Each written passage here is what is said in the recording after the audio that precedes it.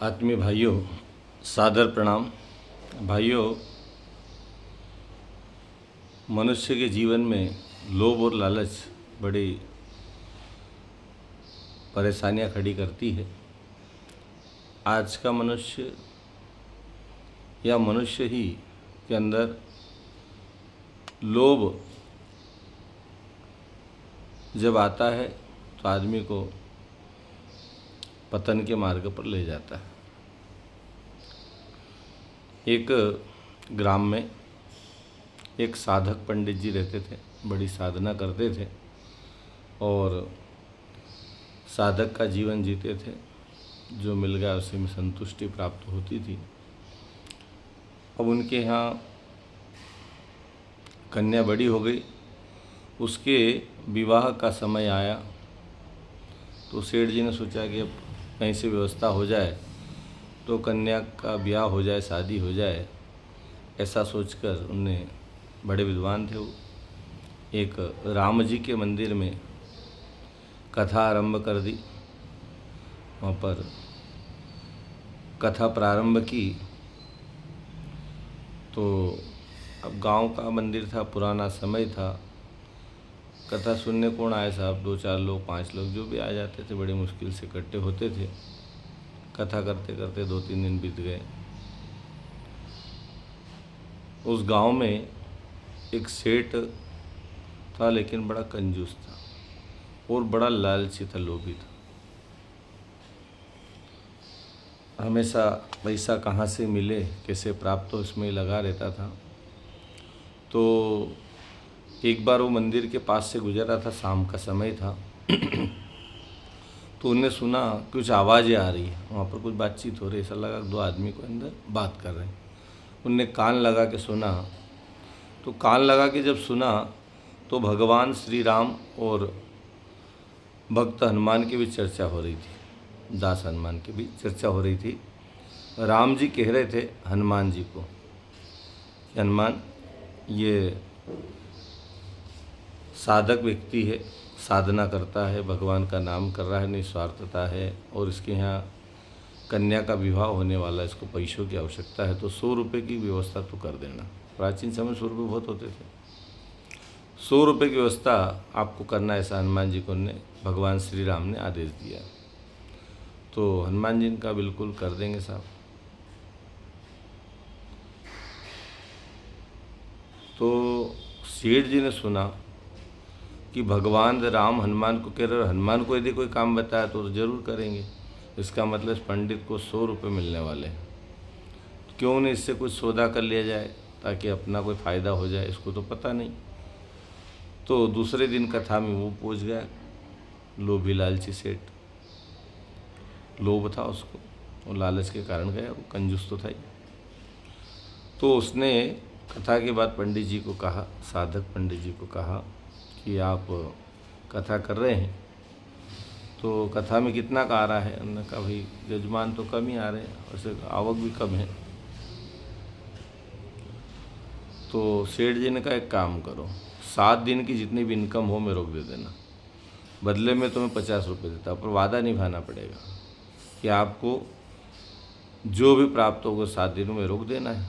क्योंकि सेठ जी ने सुन लिया था कि राम ने, भगवान राम श्री राम ने हनुमान जी महाराज को आदेश दे रखा कि 100 रुपये की व्यवस्था पंडित की करना है। तो सेठ ने सोचा कि भाई 50 का फ़ायदा हो जाएगा। ऐसा सोच के उसने पंडित से बात नक्की कर ली। अब चूँकि समय बीतता गया और 7 दिन पूरे हो गए, कथा हुई, कथा समाप्त हुई। कथा समाप्त होने पर उस पंडित जी ने, उस सेठ ने उस पंडित जी से पूछा, भैया बताओ कितने आए? उन्होंने कहा साहब देख लो कितने लोग आते हैं, 2, 4, 5। बोले कुल मिला के मेरे पास 7-8 रुपये इकट्ठे हुए। अब चूँकि सेठ वादे कर चुका था तो उसको देना ही था, उसने उसको 50 रुपये दे दिए। और शाम को जब मंदिर में कोई नहीं था तब वहाँ पहुँचा मंदिर में, और गुस्से में आग बबूला होकर हनुमान जी को बुरा भला कहने लगा। उनने कहा भगवान लोग भी झूठ बोलने लग गए। राम भगवान ने कहा और तुम उनके भक्त हो, बड़े भक्त हो, उनके संकट हरने वाले, और उनकी बात को भी तुम झुठला दी। बोले तुमने कहा था 100 रुपये मिलेंगे, यहाँ तो 7 रुपये आए। और गुस्से में उसने क्या करा, हनुमान जी की जो मूर्ति थी उस पर गुस्से से वार करा। तो हनुमान जी ने भी क्या करा, जैसे इसने गुस्सा मारा, सेठ ने, हनुमान जी ने उसके गुस्से को पकड़ लिया, वहीं गुस्सा जो उसका वो हनुमान जी की मूर्ति से चिपक गया। अब ये फपड़ने लगा, डरने लगा, घबराने लगा। उन्होंने कहा साहब क्या हो गया, परेशान हो गया, हाथ छूटे नहीं। तब अंदर से आवाज़ आई कि जब तक 100 रुपये पंडित को नहीं दोगे तब तक तुम्हारे हाथ नहीं छूटेंगे। अब सेठ ने कहा हनुमान जी महाराज मुझे क्षमा करो, माफ़ करो, मैं इसको 100 रुपये दे दूँगा, आप छोड़ दो। और वो सेठ घर गया, पैसे लेके आया, उस साधक पंडित को 50 और दे, 50 पहले 100 दे दिए।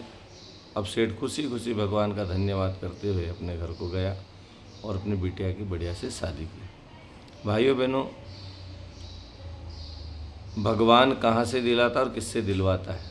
निमित्त किसी को बनाएगा। भगवान के जो वस्त्र है उसमें कोई जेब नहीं है, लेकिन वो कहीं से न कहीं से अपने भक्तों की फरियाद, भक्तों की अर्जी, भक्तों की कामना को पूर्ण करते हैं। और कामना इस भाव से भी करते हैं कि वो जो पंडित साधक था वो बड़ा निस्वार्थ भाव से लगा था। उन्होंने कहा साहब सुने न सुने, आए ना आए, हमारा काम तो ज्ञान देना है। उस भाव से वो कथा सुना रहा, प्रेम में भगवान की कथा चल रही थी। तो भगवान वहाँ रिझते हैं जहाँ पर श्रद्धा होती है, जहाँ पर निष्कपटता होती है, जहाँ पर निर्मल मन होता है। निर्मल मन जन सो मोहि पावा, मोहि कपट चल छिद्र न भावा। भगवान रामायण में कहते हैं कि निर्मल मन, भगवान राम कहते हैं कि निर्मल मन, और निर्मल मन हो तो रघुनायक सबरी के घर जाते हैं, भाव निर्मल हो। भाइयों बहनों, आज के समय में हर व्यक्ति लोभ और लालच में पड़कर भगवान को भी नहीं बख्शता, नहीं छोड़ता, अपने स्वार्थ के लिए भगवान को भी अपने कार्यों में घसीट लेता है। इसलिए निवेदन इतना भर है कि अपने इच्छाएं, लालसाएं, लालच, लोभ, इनको हम नियंत्रित करें, क्योंकि इनका कोई अंत नहीं है। एक होगी दूसरा और उड़ खड़ा होगा। अनंत है इच्छाएं, अनंत है लालसाएं। इस लोभ को हम कंट्रोल करें, नियंत्रित करें, तब हमारा भला होगा, कल्याण होगा। नहीं तो लोभ हमें पतन के मार्ग पर ले जाएगा और हम निश्चित ही गिरते चले जाएंगे। इसलिए अपने जीवन में लोभ से बचें, लालच से बचें, लालसाओं से बचें, और जीवन में शुभ और श्रेष्ठ कार्य निरंतर करते रहें। भगवान की कृपा, भगवान का आशीर्वाद हम पर सदैव बना रहेगा, बरसता रहेगा। इन्हीं भाव से ओम शांति।